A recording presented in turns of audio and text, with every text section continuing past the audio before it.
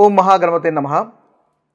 June 15వ తేదీ నుంచి జూన్ 21వ తేదీ వరకు ఉన్నటువంటి ద్వాదశ రాశుల రాశి ఫలితాలు ఏ విధంగా ఉన్నాయో చూద్దాము. ముందుగా చంద్రుని యొక్క గ్రహస్థితిని కనుక మనం ఒకసారి చూసినట్టయితే చంద్రుడు ముఖ్యంగా మనకి మకర రాశి, అదేవిధంగా కుంభరాశి, మీనరాశి, తర్వాత మేష రాశుల గుండా ప్రయాణం అనేది చేస్తున్నాడు.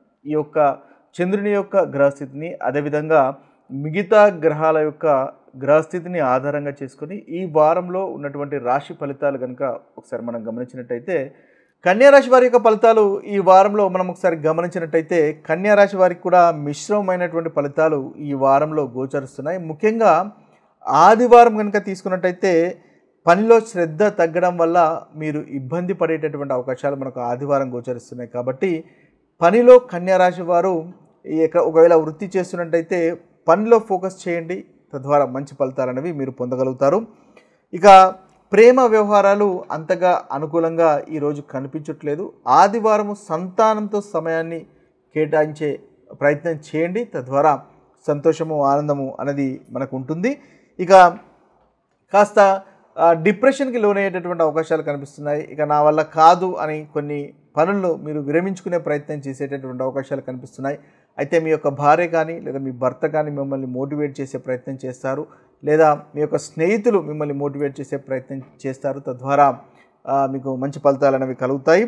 ఇక ప్రయాణాల్లో కూడా ఆటంకాలు అనేవి ఈరోజు ముఖ్యంగా మనకి ఈ ఆదివారము, అదేవిధంగా ముఖ్యంగా ఆదివారం మనకు గోచరిస్తుంది. కాబట్టి ప్రయాణాలు చేస్తున్నట్టయితే ఆ విషయంలో కాస్త ఆటంకాలు కనిపిస్తున్నాయి. దానికి తగ్గట్టుగా ప్లానింగ్ చేసుకోండి. వృధా ఖర్చు అనేది కూడా ఆదివారం కనిపిస్తుంది, అంతగా అనుకూలంగా లేదు. కాబట్టి ఖర్చు చేస్తున్నటువంటి విషయాల్లో కాస్త ఆచితూచి ఖర్చు చేయడం వల్ల చక్కటి ఫలితాలు అనేవి మనకు కన్యారాశి వారు ఈరోజు పొందగలుగుతారు. ఇక సోమవారము, మంగళవారము, బుధవారము ఈ 3 రోజులు కనుక చూసినట్టయితే చక్కటి ఫలితాలే మళ్ళీ మీకు ఈ 3 రోజుల్లో కలుగుతాయి. ముఖ్యంగా పోటీకి సంబంధించినటువంటి విషయాల్లో మీకంటూ ఒక చక్కటి స్థానాన్ని పొందపరచుకోగలుగుతారు. అదేవిధంగా వృత్తికి సంబంధించినటువంటి విషయాల్లో చాలా చక్కగా అనుకూలంగా ఉంటుంది. ప్రయాణాలు అనుకూలంగా ఉంటున్నాయి. ఇక లీగలు, కోర్టు వ్యవహారాలు కనుక ఏదైనా ఉన్నట్టయితే వాటికి సంబంధించినటువంటి విషయాల్లో కూడా చక్కటి ఫలితాలే మీకు కలుగుతాయి. ఒకవేళ పెండింగ్లో ఉన్నటువంటి పనులు మీరు పూర్తి చేయగలుగుతారు. ఇన్వెస్ట్మెంట్స్ వల్ల లాభాలు మనకు కనిపిస్తున్నాయి. కార్యసిద్ధి ఉంటుంది, ఆరోగ్యం కూడా బాగుంటుంది. ఇక చూసినట్టయితే కుటుంబంతో సంతోషంగా, ఆనందంగా గడిపేటటువంటి అవకాశాలు మనకి కన్యారాశి వారికి ఈ 3 రోజులు మనకు కనిపిస్తున్నాయి. ఇక గురువారం, శుక్రవారం కనుక చూసినట్టయితే ఈ 2 రోజులు కూడా చాలా చక్కటి ఫలితాలే కనిపిస్తున్నాయి.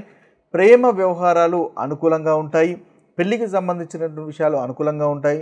వ్యాపారము చక్కగా అనుకూలంగా ఉంటుంది. పార్ట్నర్స్ మధ్య అనుకూలత అనేది పెరుగుతుంది.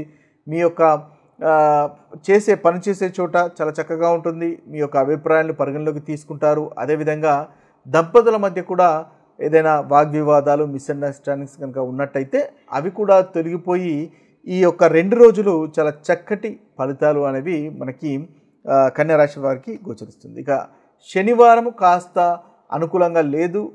ఏదో వర్రీ మిమ్మల్ని ఇబ్బంది పెట్టేటటువంటి అవకాశాలు మనకు శనివారం కనిపిస్తున్నాయి. కాబట్టి యోగా, మెడిటేషన్ చేసే ప్రయత్నం చేయండి. శనివారము ఇంట్లో చిన్న చిన్న గొడవలు ఉండే అవకాశాలు కనిపిస్తున్నాయి, లేదా మీరు పనిచేసే చోట కాస్త మిస్అండర్స్టాండింగ్స్ ఉండే అవకాశాలు కనిపిస్తున్నాయి. కాబట్టి ఆ విషయంలో కాస్త జాగ్రత్తగా ఉండండి, ఓపిక వహించండి, తద్వారా మంచి ఫలితాలు మీరు పొందగలుగుతారు. ఓవరాల్గా కన్యారాశి వారికి వారం చివరి భాగంలో చాలా చక్కటి ఫలితాలు అధికంగా గోచరిస్తున్నాయి.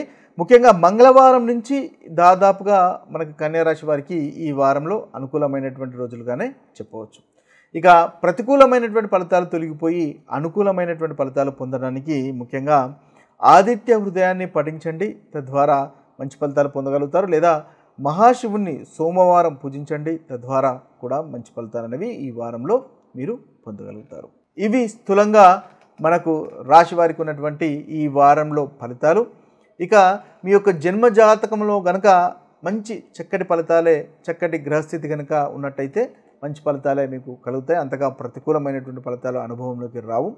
ఒకవేళ జన్మ జాతకంలో కూడా అంతగా అనుకూలత లేదు, గోచార రీత్యా కూడా మీకు అనుకూలత లేదు అన్నప్పుడు మీకు ఈ ప్రతికూలమైనటువంటి ఫలితాలు అనుభవంలోకి వచ్చే అవకాశాలు అధికంగా ఉంటాయని గమనించండి.